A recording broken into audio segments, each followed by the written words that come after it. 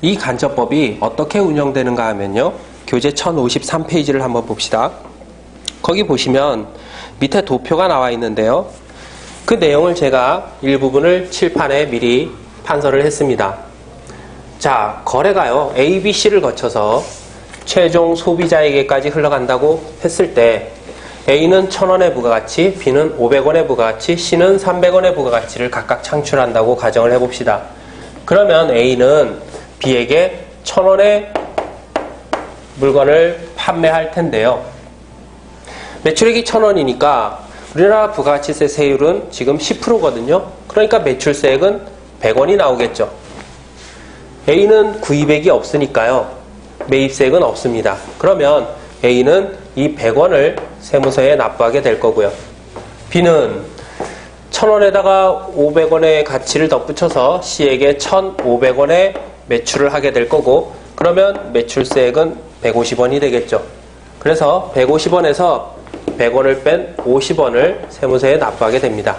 C의 경우에는 1,500원에다가 300원 가치를 덧붙여서 최종 소비자에게 1,800원의 매출을 하게 될 거고, 그러면 10%인 180원이 매출세액이 되겠죠. 여기에다가 매입세액 150원을 공제해서 30원을 세무서에 납부하게 됩니다. 이렇게 매출세액에서 매입세액을 공제한 결과치로 뽑아낸 100원, 50원, 30원은 A, B, C 각각의 단계에서 부가가치를 직접 도출해내서 거기에다가 10%를 곱한 금액과 정확하게 일치하게 됩니다. 자, 그런데 이 매출세액이나 매입세액이라는 것은 이렇게 그냥 산식만으로만 나오는 금액이 아니에요. 우리가 물건을 판매할 때 이 매출세액과 매입세액이라는 것은 그 물건값에 덧붙여져서 실제로 징수되는 금액입니다. 그래서 우리가 이것을 거래징수라고 이야기를 하는데요. 자, 무슨 얘기냐 하면 B의 경우를 가정해서 한번 설명을 드려볼게요. B는요, C에게 1,500원의 물건을 팔면서 물건값 1,500원만 받는 게 아니라 여기에 대한 부가가치세 10%, 150원까지 덧붙여서 1,650원을 받아온다는 겁니다. 그러니까 이 1,650원 중에 1,500원은요, 물건을 판 매출액이 될 거고요. 150원은 B가 C에게 거래징수한 부가가치세가 되겠죠.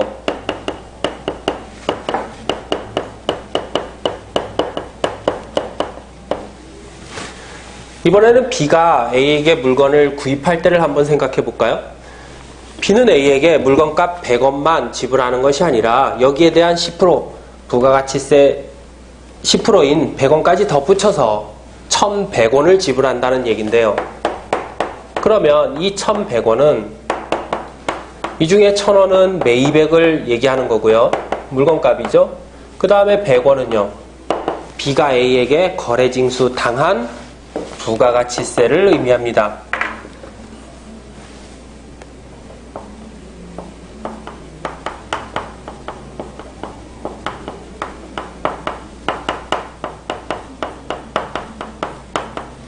그러니까 간접법에서 매출세액에서 매입세액을 공제해서 납부세액을 산출한다는 얘기는, 즉 거래징수한 부가가치세에서 거래징수 당한 부가가치세를 빼서 납부세액을 계산한다는 얘기와 동일하게 되겠죠. 왜냐하면 이 거래징수한 부가가치세가 바로 이게 매출세액이고요.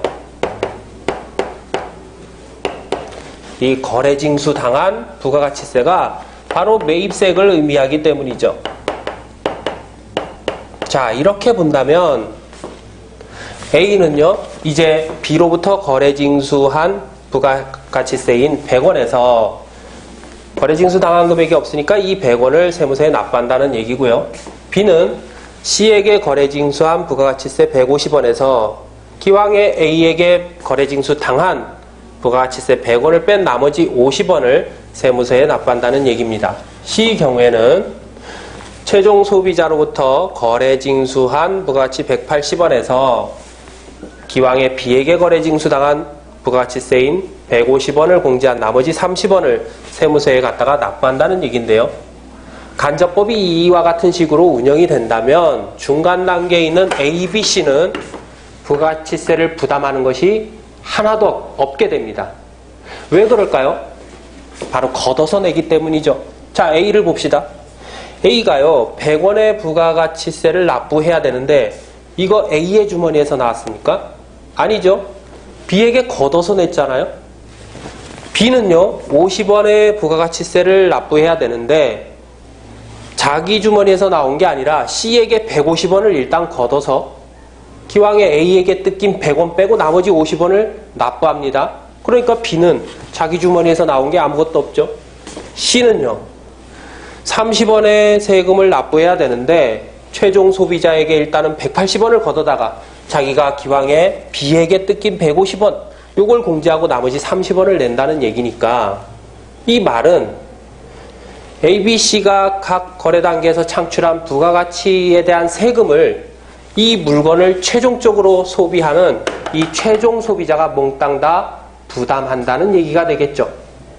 A는 B에게 전가하고 B는 C에게 전가하고 C는 최종 소비자에게 전가하니까 결국은 최종 소비자가 이 모든 부가가치에 대한 세금을 부담한다는 얘기입니다. 그래서 우리는 부가가치세를 소비세다, 최종 소비자가 부담하는 세금이다 라고 해서 소비세라고 부릅니다. 자, 결국 A가 납부하는 100원과 B가 납부하는 50원과 C가 납부하는 30원을 더하면 최종 소비자가 부담하는 180원과 정확하게 일치한다는 얘기인데요.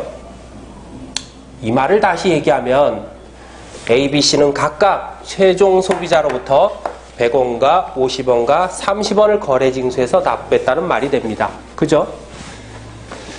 자, 우리가 이 중간 단계에 있는 A, B, C 이 사람들은 부가가치세를 납부할 의무가 있는 사업자들이죠. 이 사람들을 우리는 납세 의무자라고 부릅니다. 납세 의무자, 즉 부가가치라는 세금을 납부할 의무가 있는 사람이다 이런 뜻이죠. 그리고 이 최종 소비자와 같은 사람들을 담세자라고 하는데요. 이 말은 부가가치세라는 세금을 최종적으로 부담하는 사람이다 라는 뜻입니다. 그래서 부가가치세가 간접법으로 운영되다 보니까 이 납세 의무자와 담세자가 서로 일치하지 않게 되죠.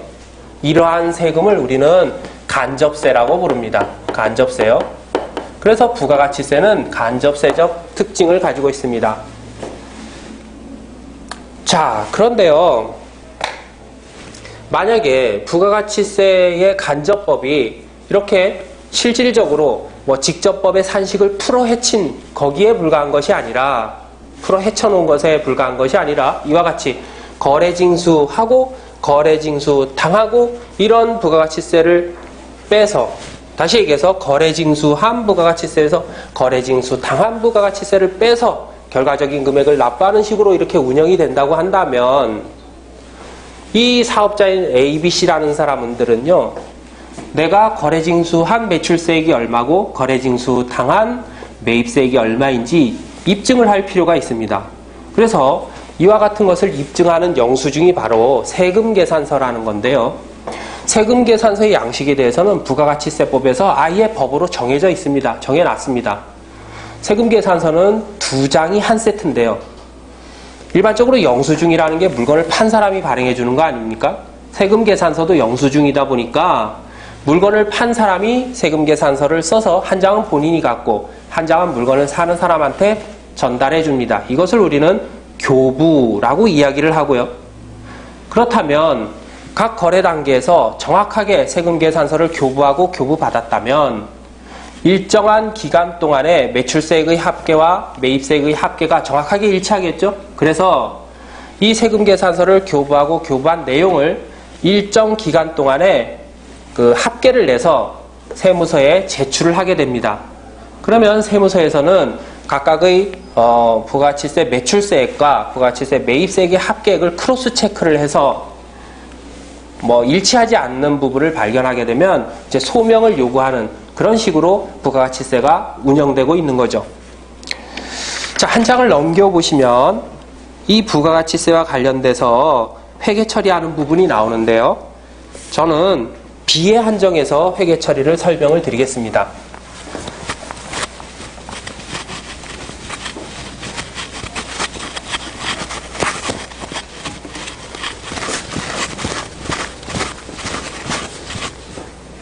자, B의 경우를 보면 먼저 매출 먼저 한번 살펴볼까요? B가 C에게 매출을 한 경우에요.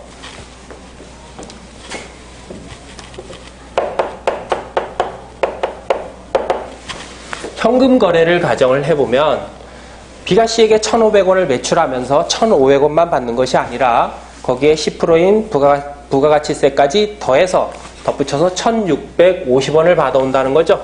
그러니까 차변에 현금 1,650원 이렇게 회계 처리를 하겠죠. 그런데 이 1,650원 중에 1,500원은요 바로 매출에 해당할 거고요. 이게 1,500원. 그리고요 150원은요 바로 거래징수한 부가가치세가 되는데 이것을 우리는 부가가치세 예수금이라고 부릅니다. 150원이죠.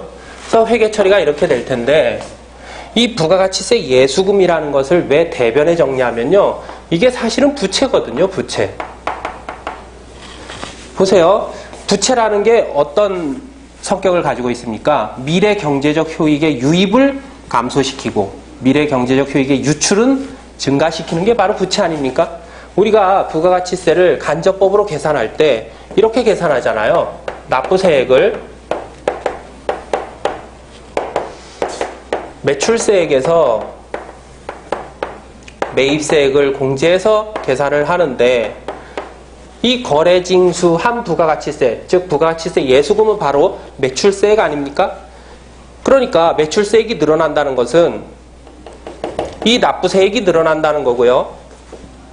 납부세액이 늘어나게 되면 미래 경제적 효익의 유출이 많아지니까 이게 바로 부채인 겁니다. 그래서 대변에 적은 거죠. 자, 매입시를 한번 보면 B가 A에게 물건을 구입할 때 1,000원만 지불하는 것이 아니라 부가가치세까지 덧붙여서 1,100원을 지불한다는 거 아닙니까? 그러니까 대변에 현금 1,100원이 나가죠. 그 중에 1,000원은 바로 물건값이 매입이 되겠고요. 100원은 거래징수당한 부가가치세인데 그 거래징수당한 부가가치세를 우리는 부가가치세 대급금이라고 표시를 합니다. 혹은 선급금이라고 얘기해도 돼요. 자, 이게 100원이라는 건데요. 왜 부가가치세 대급금을 이렇게 차변에 적어주냐 하면요. 이거가 바로 성격을 따져보면 자산이거든요. 이거는. 보세요. 자산의 성격은요. 미래 경제적 효익의 유입을 증가시키고 유출은 감소시키는 거죠. 이 부가가치세 대급금이라는 게 뭡니까? 거래징수 당한 부가가치세예요. 그러니까 거래징수 당한 부가가치세는 매입세액이죠. 매입세액이 커지면 커질수록 나중에 납부세액은 작아지니까 결국 이게 많으면 많을수록 미래 경제적 효익의 유출을 감소시키게 돼서 결국은 자산과 같은 성격을 가진다는 겁니다. 그래서 부가가치세 대급금은 자산으로 차변에 회계 처리를 해주는 거죠. 자, 나중에 부가가치세를 납부를 하게 되면요. 이제 거래징수한 부가가치세에서 거래징수 당한 부가가치세를 빼서 나머지를 세무서에 갖다 낸다는 건데요. 자, 그러면 서로 상계 처리를 해주면 되겠죠. 그죠? 그래서 자, 부가가치세 예수금 없애주니까 차변으로 부가가치세 예수금 보내고요. 150원입니다. 부가가치세 대급금 없애줄 거니까 대변으로 보내면 이게 100원이죠? 차액이 얼마 나와요? 50원이 나오죠. 이 50원을 세무서에 갖다가 납부하면 되니까 회계 처리를 이렇게 해주면 되겠죠. 자, 나머지 회계 처리에 대해서는 여러분들이 교재를 참고하시면 되겠습니다.